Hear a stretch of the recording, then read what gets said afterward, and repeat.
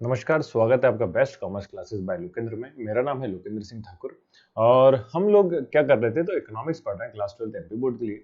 और MP board का economics जो है कौन सी बुक से पढ़ रहे हैं तो आपको बुक प्रेफर करने की जरूरत नहीं है, एनसीईआरटी को फॉलो करना है। एनसीईआरटी को फॉलो इसलिए करना है क्योंकि हर बुक के अंदर सिलेबस जो है आपका थोड़ा सा डिफरेंट मिलेगा। मतलब वहाँ क्या होता है, चैप्टर ज्यादा दिए होते हैं और रियलिटी में इकोनॉमिक्स में केवल 11 चैप्टर है। तो आपको 11 चैप्टर को अच्छे से पढ़ना है। अगर आप कोई सी बुक प्रेफर कर रहे हैं जैसे शिवलाल वगैरह हो गया, तो इनमें आपको क्या मिलेंगे, 24-24, 25-25 चैप्टर मिलेंगे। तो उसका कारण यह है कि उस बुक में आपका क्या दिए हुए हैं, हर टॉपिक को चैप्टर बना दिया उन लोगों ने। तो चैप्टर को टॉपिक बना दिया तो इस वजह से आपको वहां पे ज्यादा चैप्टर देखने को मिलते हैं। तो अपन जो पढ़ रहे हैं ये आपको आराम से बुक में मिलेगा। ये मैं बात इसलिए कह रहा हूँ क्योंकि एक बच्चे का कमेंट आया था कि सर आप जो पढ़ा रहे हैं वो बुक में मिल नहीं रहा है। तो वो मिलेगा कैसे भाई, क्योंकि अगर आप चैप्टर 3 प्रोडक्शन एंड कॉस्ट देखेंगे तो ये एनसीईआरटी के हिसाब से और अपना ब्लूप्रिंट भी इसी के अकॉर्डिंग आता है, तो अपन इसके हिसाब से चलना है। तो ब्लूप्रिंट मतलब कि मार्किंग जो है एग्जाम में एनसीईआरटी के हिसाब से होती है, तो आपका मार्किंग जो है इस चैप्टर एनसीईआरटी के हिसाब से रहती है। ठीक है। तो प्रोडक्शन एंड कॉस्ट में हम लोगों ने अपना प्रोडक्शन का पार्ट कर रहे थे, आज प्रोडक्शन पूरा पूरा कवर कर लेंगे। और इसमें कुछ टॉपिक्स हमने पढ़ लिए थे जैसे कि आपका फिक्स्ड इनपुट क्या होता है, वेरिएबल इनपुट्स क्या होते हैं। अगर नहीं देखा तो लास्ट वीडियो एक बार देख के आओ, थोड़ा सा जब अच्छे से क्लियर होगा। उसके लिंक मैं दे दूंगा, डिस्क्रिप्शन में भी लिंक की है। इसके अलावा कोई बच्चा जल्दी पढ़ना चाहता है तो एप्लीकेशन पे पूरा कोर्स हो चुका है, वहां से भी देख सकते हैं। तो आज हम लोग कवर करने वाले हैं लॉ ऑफ वेरिएबल प्रोपोर्शन। ये लॉ ऑफ वेरिएबल प्रोपोर्शन क्या है, और आप बोलेंगे सर 2-3 टॉपिक छूट गए ऊपर के, रिलेशन बिटवीन एमपी एपी और टीपी एमपी एपी के बीच में भी रिलेशन क्या है, ये सब छूट गया। तो ये छूटा नहीं है, ये अभी अपन कवर करेंगे। तो एक शेड्यूल अपन बनाते हैं, ये वाला नहीं, मैं एक दूसरा शेड्यूल बनवाता हूँ। ये तो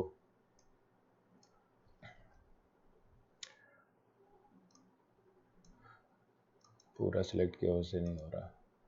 एक शेड्यूल बना लेते हैं अपन और उस शेड्यूल के हिसाब से अपन समझेंगे तो उससे आपको ज्यादा अच्छे से सारी चीजें क्लियर हो जाएगी।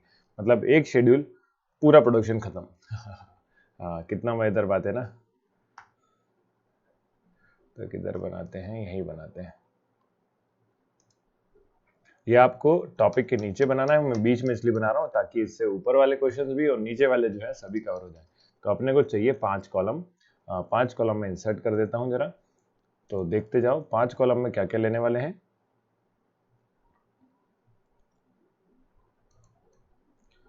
तो सबसे पहले हम लोग लेंगे फिक्स फैक्टर। फिक्स फैक्टर मतलब जो कि चेंज नहीं होते। दूसरे हम लेंगे वेरिएबल फैक्टर या वेरिएबल इनपुट जो कि चेंज होते हैं।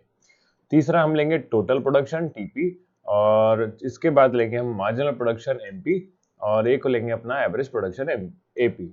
ठीक है। तो 3 हम प्रोडक्शन लेने वाले हैं और आपके बाकी क्या बता ही दिया।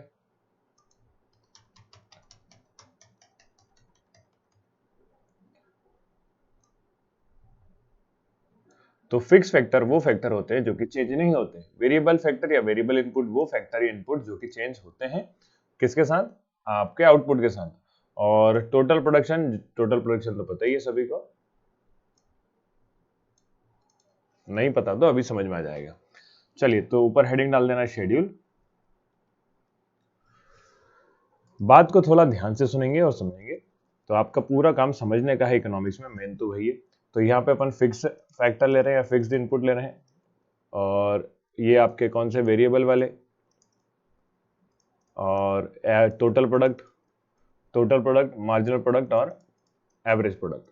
ठीक। अगर ये क्लियर हो गया तो अब देखो, फिक्स फैक्टर वो फैक्टर होते हैं जो कि चेंज नहीं होते हैं। तो अपन पढ़ रहे हैं सब शॉर्ट रन के अंदर। तो जब शॉर्ट रन प्रोडक्शन पढ़ रहे हैं तो शॉर्ट रन के अंदर आपका प्रोडक्शन जो है वो चेंज नहीं होता। फिक्स इनपुट मतलब चेंज नहीं होते है ना। तो फिक्स इनपुट चेंज नहीं होते, तो ये आपके क्या ले लिया हमने, 1 ले लिया। तो सभी हर लेवल पे 1 ही मानना है ना। चलो ठीक है। वेरिएबल में हम मान लेते हैं, तो फिक्स में एग्जांपल के तौर पे जमीन ले लो, जमीन आपकी चेंज नहीं होती है। वेरिएबल में मान लो लेबर, तो लेबर आपका क्या हो सकता है, चेंज हो सकता है क्या। तो अब थोड़ा बात को समझें। लेबर मान लेते हैं कि 0 लेबर। तो भाई आपके पास जगह है, लेबर 0 है, तो प्रोडक्शन कितना होगा। तो आप खुद ही कह दो सर 0 प्रोडक्शन होगा क्योंकि बनाएगा कौन। तो प्रोडक्शन क्या होने वाला है, 0। तो मार्जिन निकाल सकते हो कि नहीं निकाल सकते, एवरेज निकाल सकते हो कि नहीं निकाल सकते, ये कैसे आते हैं अभी सब समझेंगे। मान लेते हैं आपने क्या करा कि एक लेबर लगाया। कितना लेबर लगाया, एक। एक लेबर लाए और एक लेबर प्रोडक्शन में एग्जांपल के तौर पे मान लो पंखे, क्या मान लो, पंखा। मैं पंखा ही हर बार इसलिए लेता हूँ क्योंकि पंखे का डायग्राम बहुत अच्छे से बन जाता है। है ना। आप चाहो तो और कुछ भी, कूलर वगैरह जो भी आपको लेना वो ले लो, समझने के लिए। तो एक लेबर 2 पंखे बना रहा, अपन ऐसा मान के चल रहे हैं। एक लेबर कितने पंखे बना रहा? 2। अब आपके दिमाग में थोड़ा सा मैथ चलेगा। मैथ के हिसाब से क्या होता है, बोले 2 दूनी 4, ऐसा नहीं होता भाई, रियल लाइफ में और कुछ होता है। तो जैसे लेबर हमने 2 बढ़ाए तो आपका प्रोडक्शन इंक्रीज होके पहुंच गया 6 पे। बोले सर 4 होना था, 6 कैसे हो गया? तो 2 में हम ये कह सकते हैं कि 2 व्यक्ति मिल गए, स्पेशलाइज हैं, तो दोनों मिलकर जब काम करेंगे तो प्रोडक्शन थोड़ा ज्यादा ही होता है। ठीक है, फिर हो गया 3। तो 3 पे मान लो सर 8 होना चाहिए, नहीं नहीं 8 नहीं होगा भाई, कितना होगा? मान लेते हैं 12। 12 क्यों? तो जितनी आपने उम्मीद करी उससे ज्यादा ही प्रोडक्शन होता है। ठीक है क्या? तो मैं ये किस हिसाब से बढ़ा रहा हूं, तो देखो, तो मैं किस हिसाब से बढ़ा रहा हूं वो भी देख लो। पहले मैंने इंक्रीज करा 2, ये तो जीरो वाला तो छोड़ दो। पहले कितना इंक्रीज करा? +2। फिर कितना इंक्रीज करा? +4। फिर कितना इंक्रीज करा? +6। मतलब कि जैसे जैसे लेबर बढ़ा रहा हूं मुझे वो 2-2 पंखे एक्स्ट्रा बनाकर दे रहे हैं। तो एक टाइम तक ही ऐसा होता है, ऐसा हमेशा नहीं होता। तो 4 लेबर हुए मान लो, लेबर कितने हो गए? 4। तो लेबर 4 पे आपका प्रोडक्शन पहुंच जाता मान लो 16। कितना हो गया? 16। आप बोलोगे सर 12 से तो फिर सीधे 8 बढ़ना चाहिए था। नहीं भाई, ऐसा नहीं होता। जगह फिक्स है तो लिमिट भी है कि इतने ही लेबर यूज कर सकते हैं। उससे ज्यादा ओवर लेबर यूज करोगे तो होगा कि आपका प्रोडक्शन धीरे धीरे कम होना स्टार्ट हो जाएगा। तो जब हम प्रोडक्शन में इनपुट्स बढ़ाते हैं, इनपुट्स में लेबर है ना, तो जैसे जैसे हम इनपुट्स बढ़ाते हैं प्रोडक्शन एक टाइम तक बढ़ता है, फिर कम होना स्टार्ट हो जाता है और कम होते होते होते होते होते होते नेगेटिव में चला जाता है। तो ये थी कहानी कि फिर से जैसे जैसे आप इनपुट्स बढ़ाएंगे आपका क्या होता है कि प्रोडक्शन तो इंक्रीज होगा, लेकिन एक टाइम लिमिट के बाद जब ज्यादा लेबर हो गए, हो सकता है वो बात बात करने लग जाते हो या फिर काम को कम करें, जब ज्यादा ओवर क्राउड हो गया, जगह कम है, कुछ भी कारण हो सकता है, लेकिन प्रोडक्शन एक टाइम तक बढ़ता है, उसके बाद क्या होना शुरू होता है? कम होना स्टार्ट होता है और फिर नेगेटिव में चला जाता है। तो बस यही कहानी है प्रोडक्शन की जो आपको ध्यान रखना होती है। मान लो 5 लेबर हो गए, अब कितने पंखे बना के दे रहे हैं? 18। फिर बोले सर मैं इनपुट और बढ़ा लेता हूँ भाई, लो 3 और ले लो। ठीक है, और देखो 5 से 6 लेबर हो गए, 6 लेबर पे अब आपका प्रोडक्शन बढ़ना चाहिए था, लेकिन अब यहाँ पे प्रोडक्शन डिक्रीज होना स्टार्ट हो गया था। अगर नहीं दिख रहा तो मैं दिखा देता हूँ। 3 लोगों ने 12 पंखे बनाकर दे रहे थे, 4 लोग हुए तो यहाँ पे 16 बन रहे हैं, लेकिन प्रोडक्शन कम हुआ। कितना कम हुआ है? तो देखो 4 ही कम, पहले 6 बना, 6 का चेंज आया था, कितना का चेंज आया था? 6 का। अभी कितना हो गया? 4। फिर 18, 16 से 18 पे कितने हो गए? केवल 2 ही बढ़ा पाए भाई। मतलब एक्स्ट्रा लोग रखने तो केवल 2 पंखे बढ़े और कुछ बढ़ा ही नहीं। फिर 18 से मान लेते हैं आपका हो गया ये कितना, अब 6 लेबर पे 14, 7 पे आपका ले लेते हैं 8। अच्छा चलो ऐसा लो, 6 पंखे हैं तो 6 लेबर हैं, तो आपका कोई प्रोडक्शन में चेंज ही नहीं हुआ। मतलब कि 5 पे भी 18 बन रहे हैं, 6 पे भी कितने बन रहे हैं? 18 बन रहे हैं। 7 पे ले लेते हैं, मतलब ये लोग बना के दे रहे हैं अब 14 पंखे, और 8 लोग हो गए तो ये और कम होके पहुंच गया मान लो 8। कितना हो गया? 8। तो आप देखो तो प्रोडक्शन अब जो है नेगेटिव में, मतलब कि यहाँ चेंज कितना है? 0, फिर -4 और माइनस का आपका क्या हो जाता है? 6, है ना। ठीक है, तो आपका प्रोडक्शन जो है यहाँ पे क्या होना शुरू हुआ, तो मैं आपको अगर लाइन बना के दिखाऊं तो पहले प्रोडक्शन मेरा ये ब्लैक कलर से जितना भी लिखा है मैंने 3 2 4 6, मतलब कि 3 वाले नंबर तक तो इंक्रीज हुआ। फिर 3 जब लेबर थे तब 12 पंखे बना के दे रहे थे, ये मैक्सिमम आउटपुट है। मुझे आपको देखने में लगेगा कि 5 लोग 18 पंखे बनाकर दे रहे हैं, पर वो 18 मैक्सिमम नहीं है। तो वो कैसे पता चले? तो यहाँ पे जो डिफरेंस आ रहा है ना, ये 2 4 6, ये डिफरेंस जो है ना, इसी को बोलते हैं मार्जिनल प्रोडक्ट। क्या बोलते हैं भाई? Marginal product. मार्जिन से कहने का मतलब होता है कि जैसे जैसे आपने इनपुट में चेंज करा तो जो डिफरेंस आ रहा है उसी को क्या बोलते हैं? Marginal product. तो ऊपर वाले पे कुछ पता नहीं, यहाँ पे कितना हो जाएगा? 2, या कितना हो जाएगा? 4, या कितना हो जाएगा? 6। तो ये जो डिफरेंस है ना, यही आपका क्या है? मार्जिनल प्रोडक्ट कहलाता है। ठीक है क्या? 18 पे 18 से 18 माइनस करो 0, तो 14 में से 18 गए तो -4, 18 में से 14 गए तो -6। तो ये आपका जो डिफरेंस बना इसी को बोलते हैं मार्जिनल प्रोडक्ट। क्या बोला जाता है भाई? Marginal product. ठीक है क्या? चलो तो मैं अब मिटा देता हूं, तो आपको यह लिख दिया है क्योंकि मार्जिनल प्रोडक्ट तो कोई दिक्कत आएगी नहीं। तो यहाँ पे जो डिफरेंस होता है, जैसे जैसे आपने इनपुट चेंज करे, मतलब कि लेबर बढ़ाए, तो जो डिफरेंस आया टोटल प्रोडक्ट में वही आपका क्या कहलाता है? मार्जिनल प्रोडक्ट कहलाता है। और एवरेज की बात करेंगे तो एवरेज को थोड़ा ध्यान से समझना। एवरेज निकालने का तरीका होता है टीपी डिवाइड बाय क्वांटिटी या आउटपुट या इनपुट। है ना। तो इनपुट में कौन से वाले लेना है, वेरिएबल वाले, ठीक है क्या। तो वेरिएबल इनपुट ही लिख देता हूं, नहीं तो आप कंफ्यूज हो जाओगे। चलो डिवाइड करें जरा, तो भाई ऊपर का तो कुछ पता नहीं, 2 डिवाइड बाय 1 2 ही आएगा, 6 डिवाइड बाय 2 मतलब कि 3। तो ये क्या हो रहा है वो सुनो। तो ये कहना चाह रहे हैं कि मान लो दो लेबर हैं, दो लेबर कितने पंखे दे रहे हैं बना के, टोटल 6। तो टोटल प्रोडक्ट मतलब कि टोटल फैन बना के दे रहे हैं या टोटल प्रोडक्शन करके दे रहे हैं, उसको क्या बोलेंगे, टोटल प्रोडक्ट। तो 6 पंखे बना के दे रहे थे दो लेबर, तो दोनों में से सिंगल सिंगल एक एक कितने बना के दे रहा होगा। तो आप बोलोगे सर एक आदमी 3 बना रहा होगा, तो दो लोग बना के 6 बना रहे हैं। बात समझ गए। फिर से चलो इधर देखो, 3 लोग मिलकर 12 पंखे बना रहे हैं, 3 लोग मिलकर 12 पंखे बना रहे हैं, 3 लोग मिलकर 12 पंखे बना रहे हैं। तो तीनों में से एक एक सिंगल सिंगल कितने बना रहा है, तो आप डिवाइड कर दोगे 12 को 3 से, तो बोले 4 पंखे, मतलब एक आदमी 4 पंखे बना रहा होगा, तो तीनों ने मिलकर 12 बनाए, है ना। एक आदमी 4 पंखे बना रहा होगा, तो तीनों ने मिलकर कितने बनाए, 12। फिर बोले 4 ने 16 बनाए, तो ये भी 4 है। 5 लोगों ने 18 पंखे बनाए, तो 5 में से एक एक ने कितना बनाया होगा, तो 18 डिवाइड बाय 5 करोगे तो 3.6 के आसपास आएगा। 6 लोगों ने 18 पंखे बनाए, तो मतलब 3 ही है। 7 लोगों ने 14 पंखे बनाए, मतलब 2। 8 ने 1। ओके, तो आप देखो तो यहाँ पे एवरेज भी कम होना स्टार्ट हो गया। तो एवरेज आप देखो तो यहाँ पे मैक्सिमम कितना है, 4। तो यही कहना चाह रहा था भाई कि आपको डिसाइड करना है कि आप लेबर 8 रखो कि लेबर 3 रखो। तो सबसे अच्छा प्रोडक्शन 3 लेबर पे मिलने वाला है, 3 लेबर ही सबसे ज्यादा प्रोडक्शन करके दे रहे हैं। देखने में लगता है 18 मैक्सिमम है, लेकिन नहीं भाई, प्रॉफिट ज्यादा 12 वाले पंखे में मिलेगा, क्योंकि कॉस्ट क्या हो जाएगी, कम हो जाएगी। तो ये आपका प्रोडक्शन फंक्शन का शेड्यूल था। यहाँ पे हमने टोटल प्रोडक्ट भी देखा। तो टोटल प्रोडक्ट मतलब होता है टोटल प्रोडक्शन जो आपको मिलेगा, सारे इनपुट्स मिलाकर उसे टोटल प्रोडक्ट बोलेंगे। टोटल प्रोडक्ट में जो डिफरेंस होगा उसको मार्जिनल प्रोडक्ट बोलेंगे।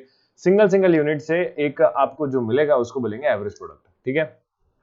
अब यहाँ पे हम लोग इसके कर्व बना के देख लेते हैं, शेड्यूल। और कर्व थोड़ा सा मजेदार है, क्योंकि 3 कर्व बनेंगे साथ साथ।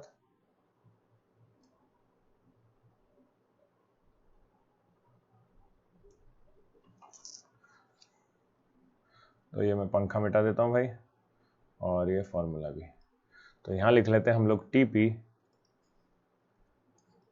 टोटल प्रोडक्ट, मार्जिनल प्रोडक्ट और एवरेज प्रोडक्ट। इन तीनों को हम लोग लेंगे एक्स एक्सिस पे, और बाकी सबको लेंगे आप वाई एक्सिस पे। कहां लेंगे, वाई एक्सिस पे। तो इधर लेना है आपको वेरिएबल इनपुट। क्या लेना है, वेरिएबल इनपुट।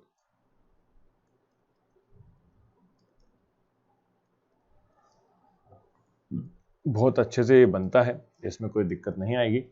आप लोग को फ्री हैंड बनाना है, लेकिन मैं अभी आपको बनाकर दिखा दे रहा हूं। तो ये आज वाला थोड़ा सा वीडियो लंबा होने वाला है अपना।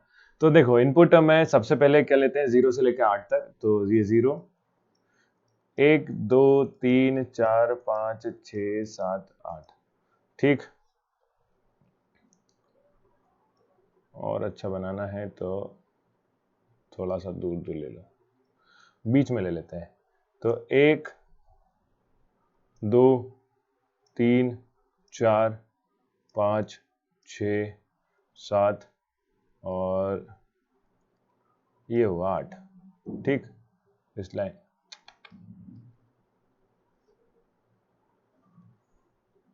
तो मैंने गैप बढ़ा दिया और कुछ नहीं। फिर बात करें तो ये आपका कहां तक गया, 18 तक गया है। 18 तक गया है तो आप 2 2 के टेबल से ले लो भाई। 2 4 6 8 10 12 14 16 18, ठीक।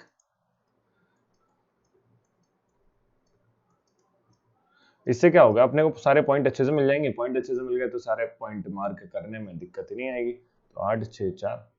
चलो पहले बनाते हैं टोटल प्रोडक्ट। तो टोटल प्रोडक्ट 0 वाला छोड़ो, 1 पे कितना है, 2 है। तो 1 पे 2 है, तो ये आपका 1 2 3 4 5 6 7 और 8। तो 1 पे 2 मतलब कि 1 पे 2 मतलब यहाँ पे कहीं हुआ। तो यहाँ से आपकी पूरी कहानी शुरू हुई है, सारे 2 से स्टार्ट हुए, तो मतलब ये वाला पॉइंट जो है स्टार्टिंग पॉइंट रहने वाला है। फिर 2 पे 6 है, तो 2 पे 6 जरा मार्क करते हैं। तो 2 पे 6 यहाँ आ गया। 3 पे 12, 3 पे 12, 3 पे 12, 12 क्या है भाई, इधर है। फिर 4 पे 16। तो हम क्या करते हैं, स्ट्रेट लाइन बनाते हैं। कर्व बनाना सीख गए होंगे दोनों से। एक देखो मैं बताता हूँ, 4 पे 16 मतलब कि 16 है। तो आपको एक यहाँ से सीधी लाइन बनानी है, और सीधी लाइन जहां पे इंटरसेक्ट करेगी नीचे यहाँ 4 से, तो वो पॉइंट को आपको मार्क करना होता है। तो ये आप खुद दिख रही होगी, लाइट बन कल है। तो ये आपका पॉइंट मिल गया, ठीक है। फिर आते हैं कहां पे, 5 पे 18, तो 5 पे 18, तो 18 से एक सीधी लाइन बनाएंगे और ये 5 वाला पॉइंट पे मार्क करेंगे, तो ये आपका 5 है। 6 पे भी 18 है भाई, 6 पे भी 18 लो। 7 पे कितना है 14, तो 7 पे आपका ये वाला यहाँ पे भी 7 है, और 8 पे 8 है, तो 8 पे 8 जो है ये एकदम से बहुत नीचे आ गया। तो आप इस पॉइंट को ज्वाइन कर दें जरा, तो ये आपका कर्व कुछ बहुत ही अच्छे से बनता है, ठीक है। तो मेरी, अरे यार स्टाइलिश पे सही गड़बड़ जाता है कहीं तो, ठीक है। तो ये आप समझ गए ना। तो ये आपका क्या बन गया टीपी का। तो मैं इसको, ये टीपी का बन गया। अब बात करते हैं एमपी। एमपी मतलब मध्य प्रदेश नहीं है, मार्जिनल प्रोडक्ट है ना। तो मार्जिनल प्रोडक्ट में 1 पे 2 से स्टार्ट हुआ, 2 पे कितना हुआ 4, तो 2 पे 4, 2 पे 4 मतलब ये वाला पॉइंट है। इसको गुलाबी कौन से पेन से करें, ठीक है। 2 पे 4, 3 पे देखें, 3 पे 6 है, 6 6 6 6 6, 3 पे 6 भाई। 4 पे कितना था, 4 पे 4, फिर से 4 पे 4 आ गया, तो ये यहीं तक इंक्रीज हुआ बस, उसके बाद डिक्रीज होना स्टार्ट हो गया। फिर 5 पे कितना है 2, 5 पे 2, 18, फिर 6 पे 0, अच्छा नेगेटिव में गया भाई। तो नेगेटिव में अब 6 पे 0 हो गया, 7 पे -4 है, तो -4 कहाँ आएगा, कहीं नीचे आएगा, तो मैं नीचे पॉइंट मार्क कर देता हूँ। और एक और ये आपका 6 पे भी नेगेटिव है, तो यहाँ, तो ये इसको ज्वाइन कर लो,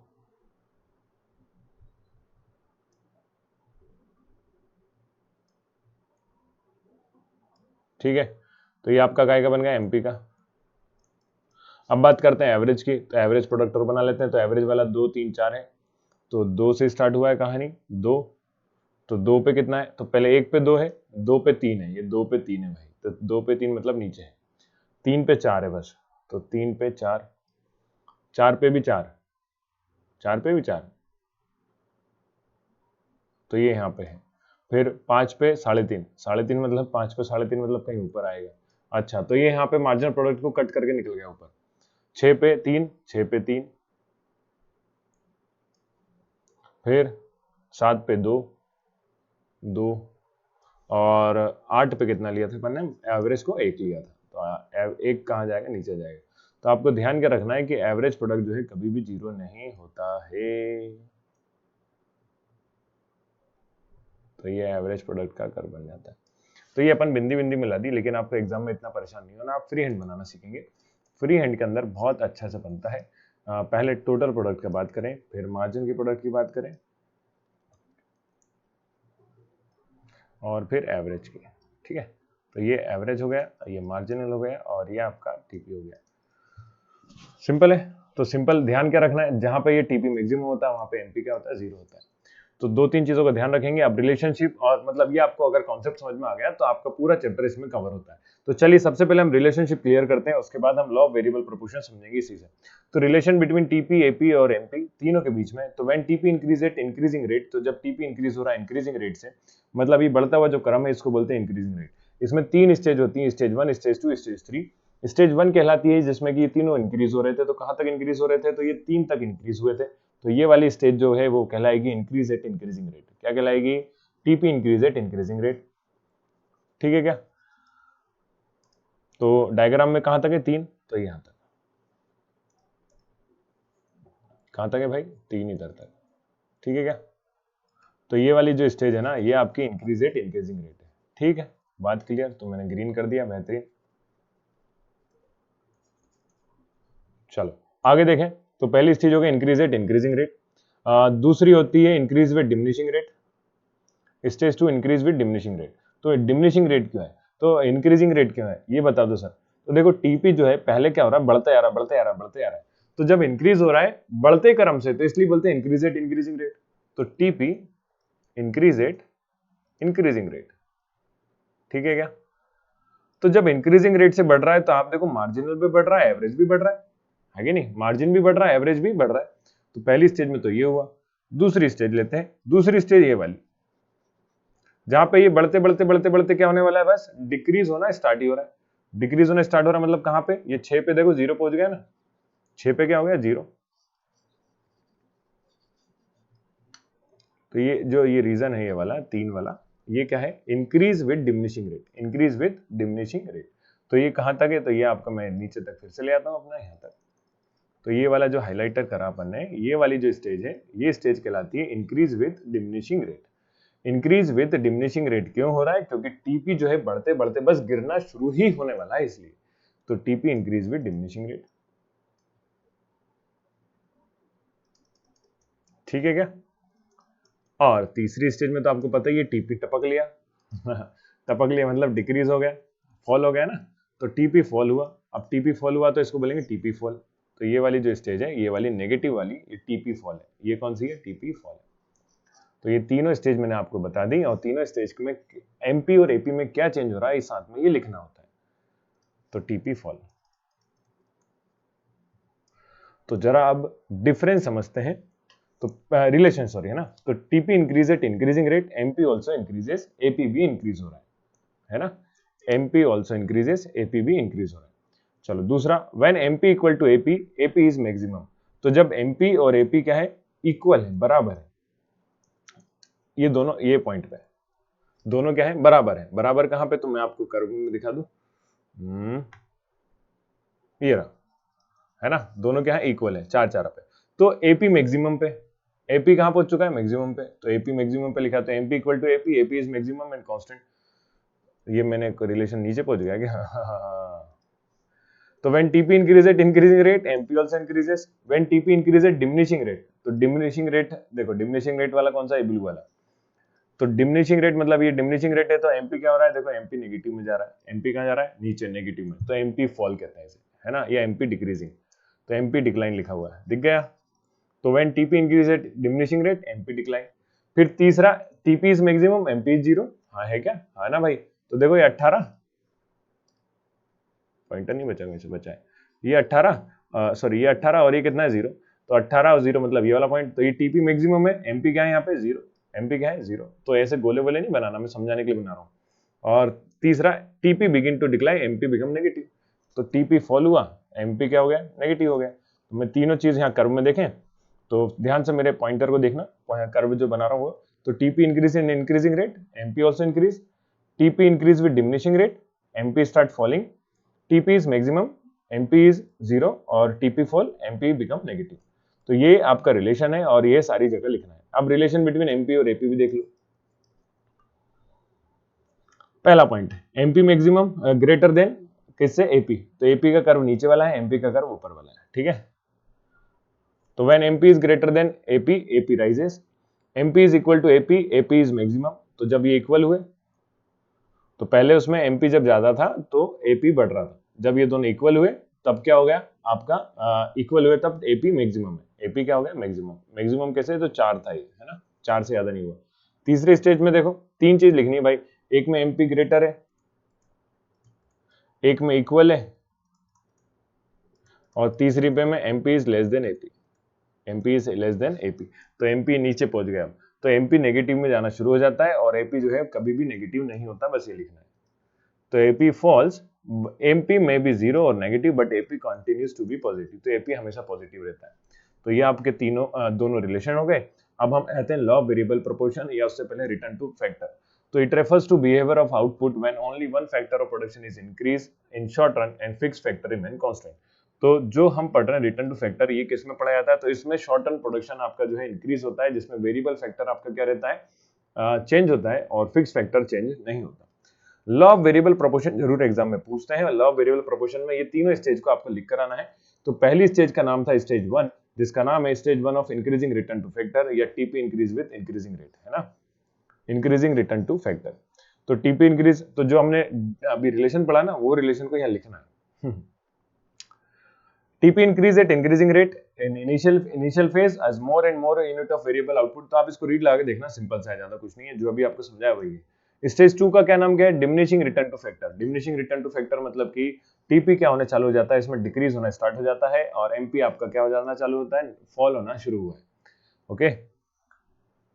और स्टेज 3 का नाम क्या है? Stage of negative return to factor. Negative return to factor stage 3 का नाम है। ऐसी स्टेज के अंदर टीपी आपका क्या हुआ था? फॉल हुआ था। तो diminishing return to factor, negative return to factor, और आपका एक और क्या आता है? Increasing return to factor. तो ये 3 स्टेज है। पहली वाली का क्या नाम दिया? Increasing return to factor, diminishing return to factor, और इधर वाली का नाम क्या है? Negative return to factor. ठीक है क्या? तो जो अपन ने समझा है वही आपको लिखना है। और ये इसका कर्व एक ऐसा बना हुआ है और इसी के साथ आपका प्रोडक्शन भी खत्म होता है। तो आपका काम है केवल इन नोट्स को रीड करना। नोट्स मैंने टेलीग्राम चैनल पे शेयर कर दिए हैं, लिंक डिस्क्रिप्शन में गिवन है। जब भी वीडियो आता है तो उसकी डिटेल भी आपको टेलीग्राम चैनल और व्हाट्सएप चैनल दोनों की लिंक गिवन है, उस पर मिल जाएगी। ओके, तो आज के लिए इतना ही करेंगे। नेक्स्ट क्लास में जो कि आपकी एक दिन बाद होने वाली है, तो उसमें हम कॉस्ट पढ़ेंगे। कॉस्ट में भी आपके 2 वीडियो लगने वाले हैं, बस उससे ज़्यादा कुछ भी नहीं है इसमें भी। तो आपका प्रोडक्शन एंड कॉस्ट भी खत्म हो जाएगा। तो वीडियो देखने के लिए thank you, bye bye, take care.